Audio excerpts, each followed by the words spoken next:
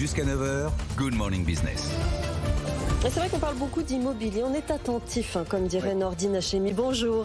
PDG de Kaufmann & Broad. Les taux remontent, les durées d'emprunt s'allongent. Effectivement, on regarde un petit peu le volume des crédits qui est accordé par les banques. Vos résultats, vous, ont été publiés hier chez Kaufmann & Broad. Les résultats conformes à vos attentes, dites-vous, pour le moment? Pour le moment, ça se passe comme prévu. Alors nous, on avait fait nos projections avant les événements géopolitiques qu'on connaît, et la guerre en Ukraine en particulier. Oui.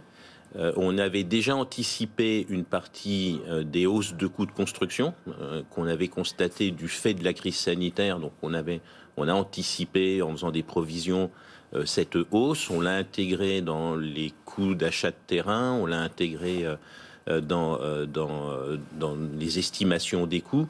Et donc cette partie-là se passe comme prévu. Maintenant, qu'on ne sait pas encore, c'est ce que va donner la crise dans laquelle on est, qui réalimente. Alors il y a deux crises, en fait, il y a l'Ukraine, puis on voit qu'on est reparti sur des blocages en Chine qui vont à nouveau alimenter l'inflation sur les coûts de construction. Mais il y a l'idée donc que les prix actuels ne reflètent pas la réalité, que les prix vont augmenter dans les prochains mois. Ça veut dire que vous allez augmenter vos prix? Qu'est-ce qui va se passer? Non, les coûts... Alors nous, dans notre métier, en fait, il y a deux choses. Alors dans beaucoup de métiers, mais il se trouve que l'achat est contraint. L'achat est contraint. Ouais.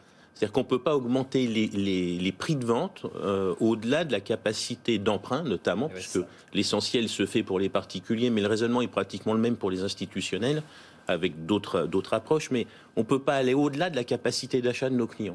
Donc à un moment donné, quand les coûts sont tels qu'on va au-delà de cette capacité, le marché se bloque, jusqu'à ce qu'il y ait un réajustement. Alors le réajustement, il va se faire sur notamment les prix des terrains à un moment donné, puisque ça c'est une variable d'ajustement, et puis qui pèse quand même assez lourd, puisque c'est de 20-40% des coûts des projets. Ensuite de ça, comme ce qu'on construit est indispensable, c'est un élément de base, puisque c'est se loger, manger, et on construit des logements qui sont tous utiles et utilisés. Donc on sait qu'on les construira et il faut cette période d'ajustement. Mais le relèvement des taux d'intérêt, vous n'avez pas la main, et je crois vous avoir entendu dire que 1%, 1 point de taux d'intérêt, c'est 10% de pouvoir d'achat immobilier en plus ou en moins. Tout à fait. C'est ça.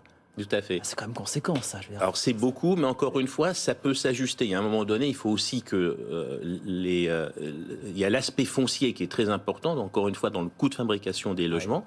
Alors là où c'est assez aberrant en France, c'est qu'on provoque une hausse de ces coûts de terrain par manque de permis de construire. Oui, c'est ça. Oui. Donc on est quand même un peu responsable du coût à la fin. On ne peut pas constater que les coûts sont élevés et ne pas attribuer de permis de construire en raréfiant le prix des terrains et donc en augmentant les coûts. Justement, comment ont évolué les municipalités par rapport à ces attributions de permis de construire ces derniers mois? Alors on a vu un retour, une hausse des permis de construire sur 2021. Ça continue. On est encore loin d'être revenu au niveau de 2019. Vous voyez, nous, on a eu une très forte croissance sur les permis de construire sur le premier trimestre, mais on n'est pas encore, on est à peu près à la moitié de ce qu'on avait en 2019 sur le trimestre équivalent. Alors, sur l'année, ce sera mieux que ça. Mais on voit qu'on est encore loin du rythme des permis de construire qu'on pouvait avoir il y a 3 ans. Est-ce que vous n'êtes pas frustré au sortir de cette campagne qu'on ait à ce point aussi peu parlé de logement pendant la campagne? Bon sang, les candidats n'ont eu que ça à la bouche, le pouvoir d'achat depuis des mois. On parle là, le logement, le premier poste de revenu pour les Français d'une manière générale. Et on a assez peu parlé de logement finalement pendant cette campagne. Moi, vous savez que je suis partagé. Le logement, c'est du temps long. Les campagnes, on le voit bien, c'est du temps très court et encore plus court aujourd'hui qu'avant, puisque les programmes s'ajustent maintenant en temps réel. Oui. Et à l'échelle de ministre qui reste en poste de 3 ans au logement, quoi, grosso modo. 2-3 ans, c'est déjà très long. C'est plutôt 18 mois en moyenne. Donc, quelque part, moi, je suis presque content qu'on n'en parle pas pendant la campagne. Parce que ce que j'aimerais, c'est que je pense que le logement n'est pas partisan. Il n'y a pas de parti, il n'y a pas un logement de gauche, de droite. Il n'y a pas un logement centriste, il y a un logement. C'est encore une fois, c'est un bien essentiel. Ça ne doit pas être politique, le logement. Il ne devrait pas être politique. Par contre, ce que j'aimerais à un moment donné, c'est qu'on fasse un constat, ce qui est assez aberrant, c'est que selon les points de vue, on n'a pas les mêmes besoins de logement. Or, les besoins de logement sont contraints par la démographie, par la population, par la sociologie. Donc, il n'y a pas de point de vue politique sur ce qu'il faut faire comme logement. Il y a simplement un constat à faire qui n'a jamais été fait, de se dire, voilà, sur les 20 ans qui viennent, de quel type de logement on a besoin. où on en a besoin et que l'État, à ce moment-là, fasse son rôle d'aménageur de territoire.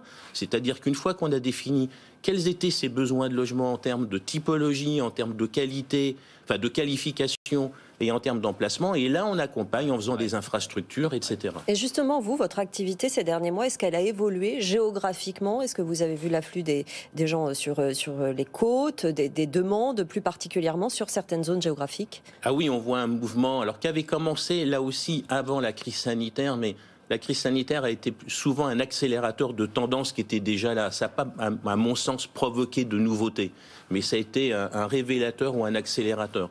Et donc, on voyait déjà ce mouvement qui se faisait vers les régions, vers les villes moyennes, ce qu'on appelle les villes cathédrales, des villes comme Reims, par exemple, où d'un seul coup, on s'aperçoit qu'on peut avoir une très très bonne qualité de vie pour le même prix au mètre carré qu'un logement très éloigné avec peu de services. Et c'est là qui est intéressant parce qu'on voit bien que ce dont on a besoin quand on veut un logement, ce qu'on va regarder, c'est les services, les infrastructures autour. Ouais. Et c'est là où l'État a un rôle et où les collectivités locales ont un rôle. Est-ce qu'il nous reste 30 secondes malheureusement, est-ce que vous dites face à l'urgence de la situation, crise du logement, on en parle depuis des années, est-ce que vous dites oui c'est du temps long le logement, mais dans l'urgence peut-être qu'il va falloir prendre des mesures draconiennes, voilà, remettre un peu la pression sur les maires, donner plus de prérogatives aux préfets pour libérer un peu plus de foncier finalement, pour construire urgemment. Alors oui, sauf que la pression sur les maires, c'est surtout de l'accompagnement encore. C'est de l'accompagnement avec les maires.